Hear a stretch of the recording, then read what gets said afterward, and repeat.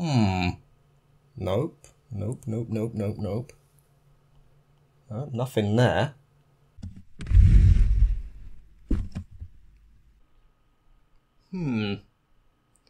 Nothing here either. I swear I was playing something just now.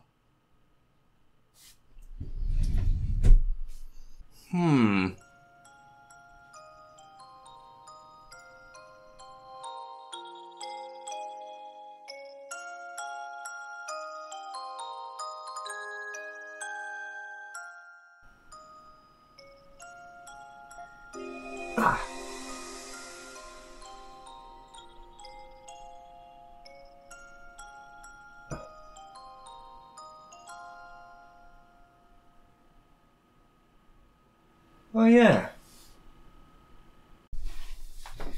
Well, that's good. I nearly lost my Memories of Celceta right there. Wow, that joke sucked. We're back with some more East goodness, joining Adol on his journey through the Great Forest of Celceta. Occurring after the events of East 2, Memories of Celceta is considered the fourth game chronologically in the series, following on from East Origin and East 1 and 2. It's not inaccurate to say though that Memories of Celceta has quite a storied past of its own. Initially, Falcom licensed the plot of the then titled East 4 to two separate companies who would then go on to create titles of their own with said outline. These would go on to be released in 1993. Hudson Soft developed East 4 Dawn of East for the PC Engine Super CD-ROM, and Tonkin House went on to spawn East 4 The Mask of the Sun for the Super Famicom. However, despite being given an outline of how the story unfolded, Hudson Soft took more liberties than the latter, and ultimately it resulted in two very different experiences even though the setting remained the same. As a result, Mask of the Sun was considered to be the canon version of East 4, while Dawn of East was seen as the more faithful East experience in terms of gameplay. In 2012, however, Falcom went about giving East 4 the same treatment that they did to East 3, providing a canon remake of the original adventure which they released on the Vita. This would later be localized by Xseed for Western audiences in 2013, and most recently was given a PlayStation 4 remaster which was released in 2020 for the West. And this was the version I went with, of course splashing out a bit more for that beautiful Timeless Adventure edition. As you would expect from a remaster on a modern console, the game ran very smoothly for the most part and there were no hard crashes. As I always do in these review videos, there will also be minor spoilers confined to the first 30 minutes or so of the story, which will segue us to the points of discussion. So with Adol now 18, let's see what shenanigans our red-headed hero is getting up to in this reimagined adventure. Spoilers, a lot. The game begins with Adol looking slightly worse for wear in the town of Kasnan, and he makes his way to the local inn to collect his thoughts. However, it's not long before an information broker, Duren, who is clearly not Dogi, comes up to Adol and strikes up a conversation. It becomes apparent that Duren is someone who Adol should know. Through very limited wordplay and no doubt some charades, I mean Adol's not really known for his speaking ability, our resident heartthrob, hey, the girls of East say that, not me, explains to Duren that he has indeed lost his memories, much to the disappointment of the latter. However, their collective melancholy is short-lived as an issue has arisen in a nearby mine. Feeling his sense of duty tingle, Adol makes his way to the mine with Duren in tow and of course offers to help sort the problem out. You see Adol, this is how you consistently get in trouble. Anyway, Adol is given a rusty sword and is joined by Duren to sort the issue out, where the player is finally given the reins.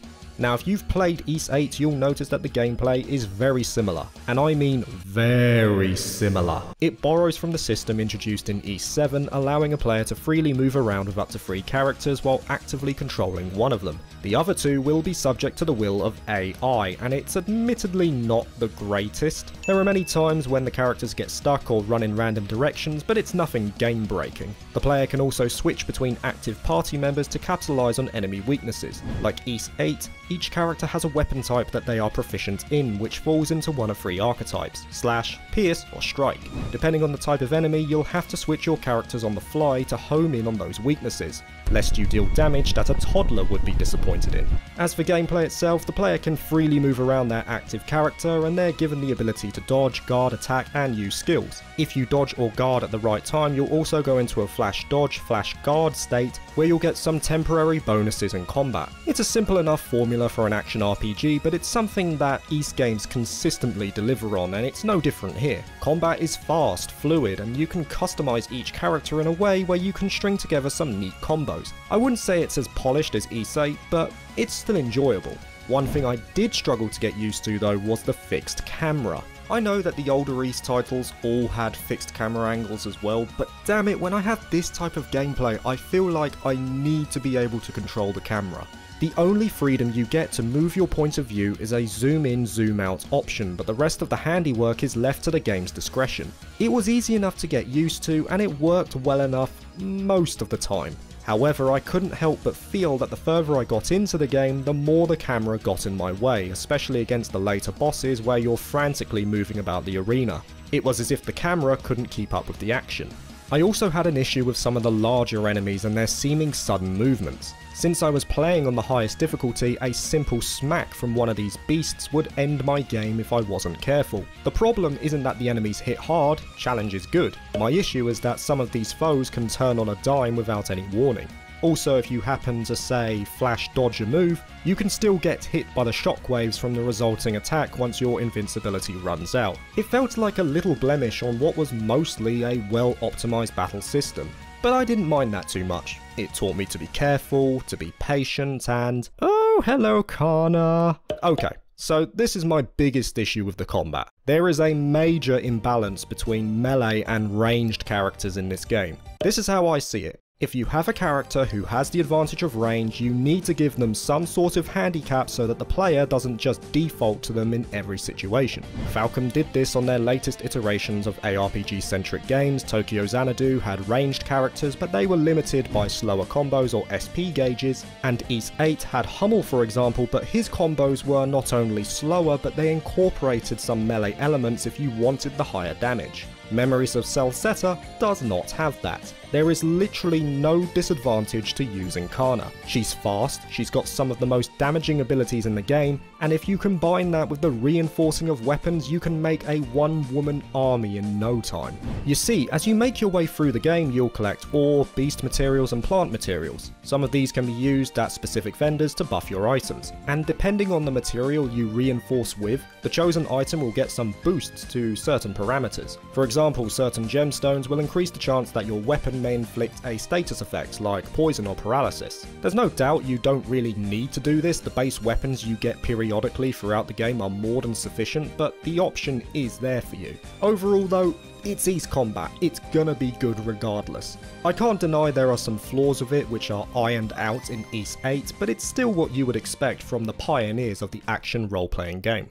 After Adol and Duren have cleared the mine of its problem, they're called by the Roman general Griselda to map the Great Forest of Celceta, a task which is considered to be extremely dangerous. But our main protag don't care, he puts the Adol in adult. I mean, he is 18 now, and no sooner is the map handed over that the two of them start to explore the wilderness. And this becomes the central mechanic by which the game progresses, mapping out the various key points and moving from main event to main event. And this is indeed one of the best parts about the game. The location of Celceta itself is intriguing, there are hidden secrets all over the place and diverse environments for you to traverse. What I love about Ys games as well is that they don't hold your hand, and it's no different for Memories of Celceta. The game will give you some minor tutorials near the beginning, but then it'll just let the player figure it out on their own, like a trial by fire. You can easily go into a dungeon with insufficient equipment or a high level area without realising it, at least until your characters are minced into Sunday's roast dinner. But what's great is that you are free to explore these areas with subpar levels or equipment if you really want to. The game doesn't bar you off outside of story junctures. What's also cool is that each character has a unique ability on the overmap which ties to progressing around the forest or finding those juicy secrets. Duren can unlock chests, Kana can shoot down overhanging debris to make a bridge, and my personal favourite lies with Adol himself, as his ability allows you to recollect his missing memories. What's great about these little snippets is that some of them give some backstory on a protagonist that we don't really know all that much about. It provides not only memories of his time in Celceta prior to him losing his memories, but also recollections of his motivations to become an adventurer in the first place, which thematically makes sense since this is only Adol's third adventure chronologically. Also, the music is amazing, but you know that, it's Soundteam JDK, it's always going to be good. Moving on. As you continually explore, you'll also be able to take part in side quests, which are fairly run-of-the-mill in the majority. Collect this item, kill this enemy, the usual. Overall, it's rewarding and enjoyable to explore the whole map, and I don't really have anything bad to say about it. What? But I literally just went there!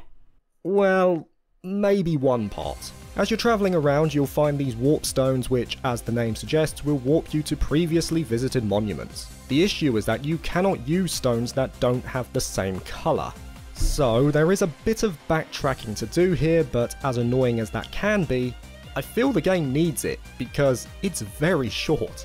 Now, I'm not saying that a short game is a bad game, not at all, but when I play any Falcon title, I just expect it to be 40 hours minimum. Memories of Celceta can easily be finished in 15 hours if you're just focusing on the main story.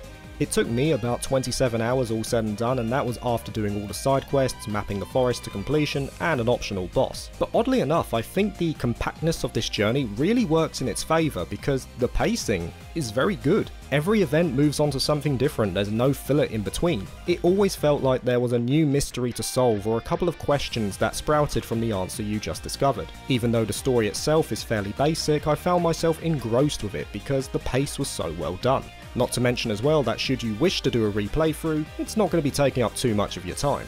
And I'm certain that another reason why I love this journey so much lied with the main cast of characters. No doubt I can appreciate the growth of one stellar character, but nowadays I find myself placing far more weight on a group's dynamic and chemistry. I find more joy if the group of characters melds well.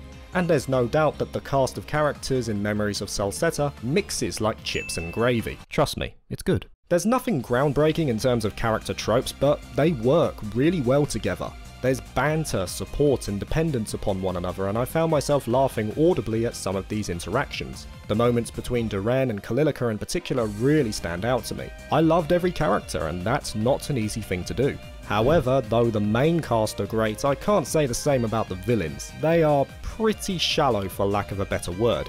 Two of them could be omitted completely if I'm honest, which is a shame because I think they could have had some compelling backstories if the game lasted a bit longer. Alas though, they're just there as bad guys to be bad.